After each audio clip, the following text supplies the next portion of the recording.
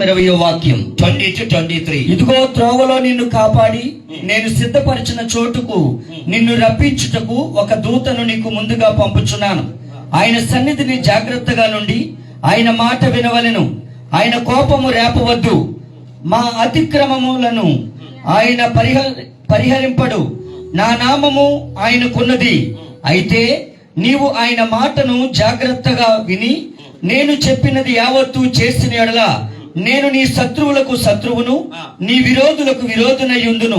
ఎట్లనగా నా దూత నీకు ముందుగా వెళ్ళుచు అమోరీయులు, ఇత్తీయులు, పెరిజీయులు, కనానీయులు, ఇబ్బీయులు, యెబూసీయులను వారున్న చోటుకు నిన్ను రప్పించును.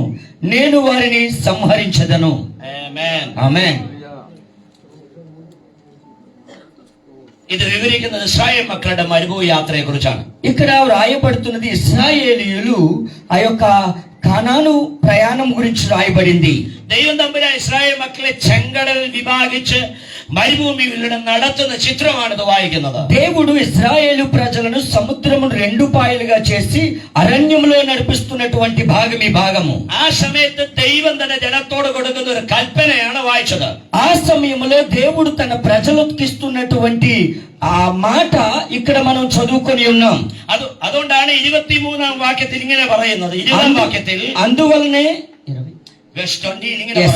20వ వాక్యం ఈ రీతిగా చెప్పబడుతూ ఉన్నది. വഴിയിൽ നിന്നെ കാക്കേണ്ടതിന് ఇదిగో త్రోవలో నిన్ను కాపాడి ഞാൻ നിയമിച്ചിരിക്കുന്ന സ്ഥലത്തേക്ക് നിന്നെ കൊണ്ടുപോകേണ്ടതിന് నేను సిద్ధపరిచిన చోటుకి నిన్ను రప్పించుటకు ഞാൻ ഒരു దూతനെ നിന്റെ മുമ്പിൽ അയക്കുന്നു.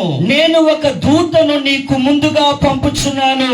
രണ്ട് കാര്യങ്ങൾ വളരെ ఇంపార్టెంట్ ആണ്. ఇక్కడ రెండు కార్యములు చాలా ప్రాముఖ్యమైనవి. സ്വർഗം ഒരു വ്യക്തിയെ അസൈൻ ചെയ്യുന്നതായിട്ട് കാണാൻ കഴിയും. పరలోకము ఒక వ్యక్తిని ఏర్పరచుకున్నట మనం చూస్తాము. ദൈവം ഒരു ദൂതനെ അപ്പോയിന്റ്മെന്റ് ചെയ്യുകയാണ്. దేవుడు దేవుని యొక్క ఒక దూతను ఆయన ఏర్పరచుకున్నాడు.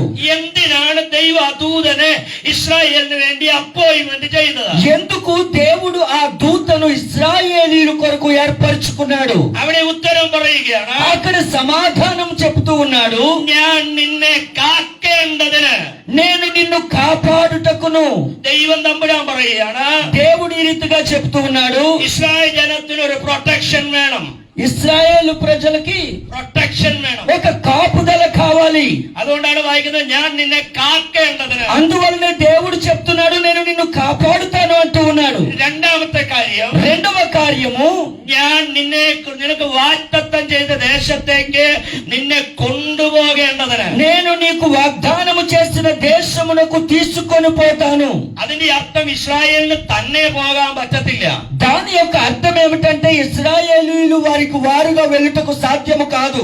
അവനെ കൊണ്ടുപോകാൻ ഒരാൾ വേണം. వారిని తీసుకొని వెళ్ళటానికి ఒకరు కావాలి. അവനൊരു ഹെൽപ്പറെ അനിവാര്യമാണ്. వారికి ఒక సహకారము కావాలి. അവന് വഴി കാണിച്ചു കൊടുക്കാൻ ഒരാളുടെ వారికి మార్గము చూపించుటకు ఒకరు కావాలి. അതുകൊണ്ട് സ്വർഗം പറയുകയാണ്. అందువలనే పరలోకము చెప్తూ ఉంది, ഞാനൊരു ദൂതനെ నేను నీ ఒక దూతను നിനക്ക് മുമ്പായി അയക്കും. నీకు ముందుగా పంపుతాను. ഞാൻ നിന്റെ കൂടെ അയക്കുകയാണ്. నేను నీకు తోడుగా ఉంటాను. ഇവിടെ ഈ ദൂതനെ കുറിച്ച് പഠിച്ചാൽ, ఇక్కడ మనం ఈ దేవుని దూతను గురించి మనం నేర్చుకున్నట్లయితే നിങ്ങൾക്ക് പറയാൻ പറ്റുമോ ആരാണ് ആ ദൂതൻ? ఎవరో ఆ దూత మీకు తెలుసా?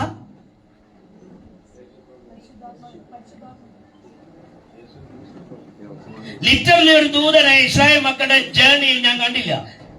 వాస్తవికంగా ఇశ్రాయేలు ప్రజల యొక్క యాత్రలో దూత కనబడలేదు. ఎక్కడ కూడా నేను చూడలేదు. പഞ്ചഗ്രന്ഥങ്ങൾ പഠിച്ചാൽ അതങ്ങനെ കാണാൻ കഴിയുന്നില്ല. 5 గ్రంథములు పంచగ్రంథములు చదివినా కూడా ఎక్కడా నేను చూడలేదు. എന്നാൽ ഇവിടെ പലരും ആൻസർ പറഞ്ഞതുപോലെ ഈ ദൂതൻ മറ്റാരുമല്ല, ഹോളി സ്പിരിറ്റ് ആണ്. ఇక్కడ కొంతమంది చెప్పిన రీతిగా ఈ దూత ఎవరో కాదు, పరిశుద్ధాత్ముడు మాత్రమే.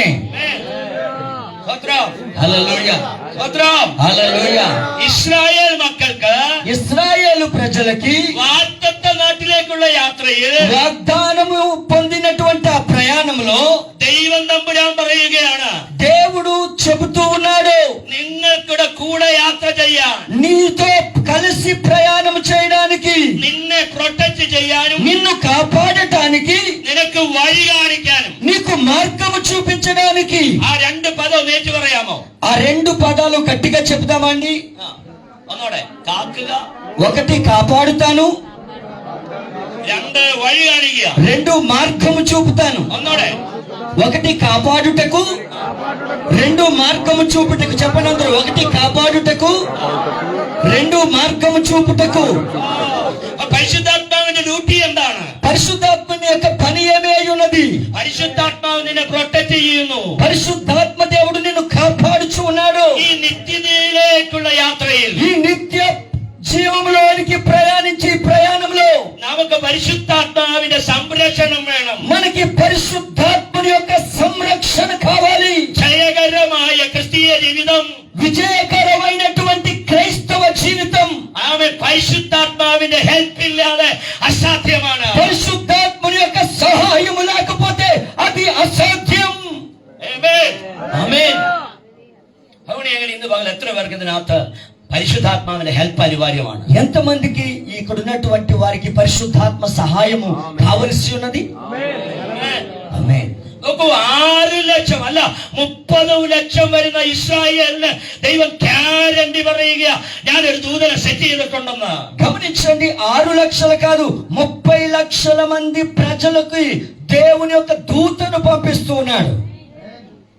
21 వాక్యం మనం చూసినట్లయితే അവിടെ ഇങ്ങനെ വളരെ പ്രത്യേകം പറയുക, అక్కడ ప్రత్యేకముగా చాలా ఇక్కడ చెప్పబడుతూ നീ ఉన్నది. അവനെ ശ്രദ്ധിച്ച് నీవు ఆయనను జాగ్రత్తగా, അവന്റെ വാക്കു കേൾക്കണം. ఆయన మాట వినాలి.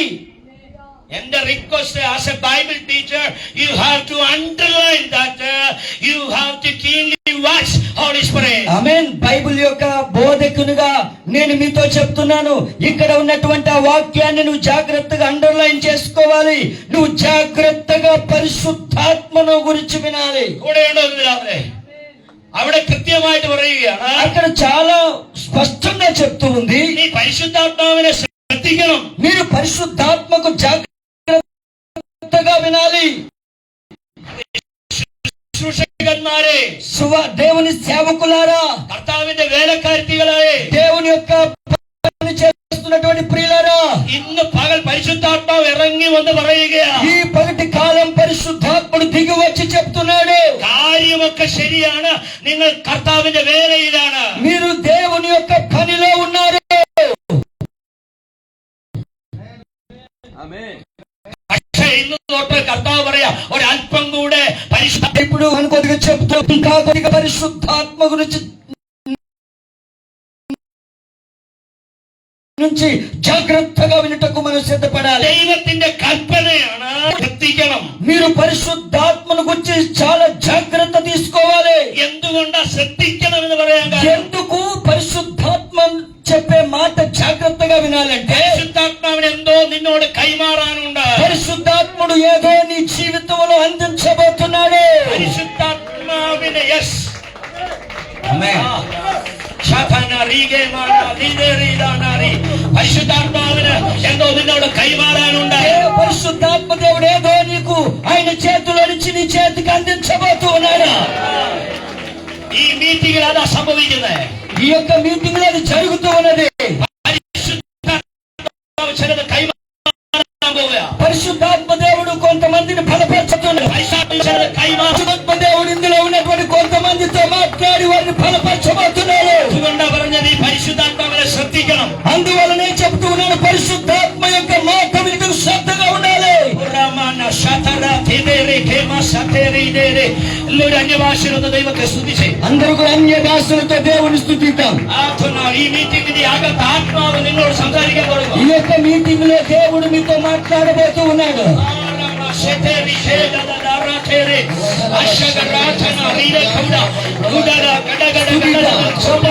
దేవుని స్తుతిద్దాం, అన్య భాష మాట్లాడదాం.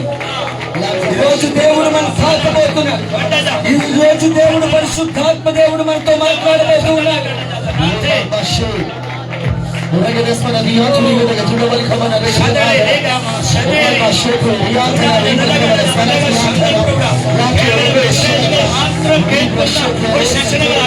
ఇది ఏదో ఒక సందేశం వినే సెషన్ మాత్రం కాదు. ആമേൻ. വചനം കേട്ടോണ്ടിരിക്കുമ്പോൾ ദൈവത്തിന്റെ പരിശുദ്ധാത്മാവ് ശമരിയിൽ ആമേൻ ഇറങ്ങിയതുപോലെ ആമേൻ സ്വത്രം നിങ്ങളുടെ മേൽ പരിശുദ്ധാത്മാവ് വരും. వాక్యము వింటున్నప్పుడు ఎలాగైతే సమరయ పట్టణంలో ఉన్న వారి మీదకి పరిశుద్ధాత్ముడు దిగి వచ్చాడు, అలాగే మీ మీదకి కూడా పరిశుద్ధాత్ముడు దిగి వస్తాడు.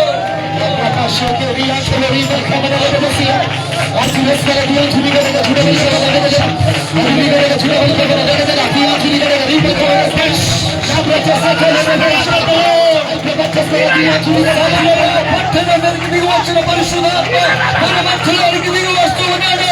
വീട്ടിൽ ആത്മാവ് ഇറങ്ങിയതുപോലെ ఆత్మ దిగి వచ్చిన రీతిలో కొర్నేలు యొక్క ఇంటిలోనికి పరిశుద్ధాత్మ దిగి వచ్చినట్టుగా దిగి వస్తూ ఉన్నాడు. ആത്മാവ് മീറ്റിംഗിന്റെ കൺട്രോൾ ഏറ്റെടുക്കാൻ പോവുക. ఆత్మ ఈ మీటింగ్ ని కంట్రోల్ చేయబోతున్నాడు. పరిశుద్ధాత్మను మాత్రమే కంట్రోల్ చేయబోతున్నాడు. Listen, Holy Spirit. పరిశుద్ధాత్మను వినండి. Listen, Holy Spirit. పరిశుద్ధాత్మ మాట వినండి. Holy Spirit. పరిశుద్ధాత్మ మాట వినండి. ఆయన చేతిలో గొప్ప కార్యాలు చేయాలి. അവന് ചിലത് ചെയ്യാനുണ്ട്. ఆయన అద్భుతాలు చేస్తాడు. അവന് ചിലത് ചെയ്യാനുണ്ട്. ఆయన మనకు അവന് ചിലത് ചെയ്യാനുണ്ട്. ఆయన చేయడానికి సిద్ధంగా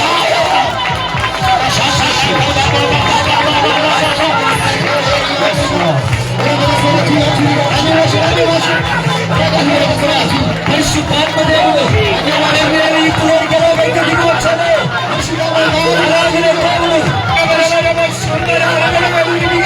పరిశుద్ధాత్ముడు మీ నాలుకను తాకుచున్నాడు. అగ్ని జ్వాలలు పేలినటువంటి నాలుకలను ప్రేమింపబడుతున్నాయి. ఆ నాలుకలను తాకుచున్నాడు. నాలుకల భాష మాట్లాడండి. ప్రవచించుతూ ఉన్నాడు.